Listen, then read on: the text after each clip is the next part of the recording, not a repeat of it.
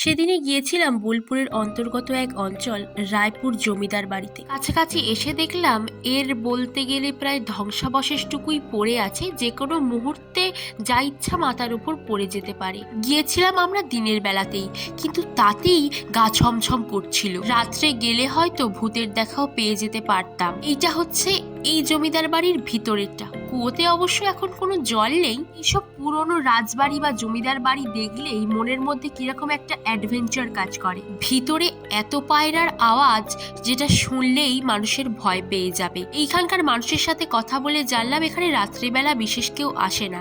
সরকার এই জায়গাটাকে নিতে চাইলেও এনার যে বংশের যারা বেঁচে আছেন তারা নাকি এই জায়গাটাকে সরকারের অন্তর্গত হতে দেননি। তাই এইভাবেই বিনা মেরামতেই সবকিছু পড়ে আছে। বেশিক্ষণ আর আমরা থাকিনি, কেননা আমাদের এখন বেরোতে হবে শান্তিনিকেতন যাওয়ার উদ্দেশ্যে। আজকের জন্য এইটুকুই।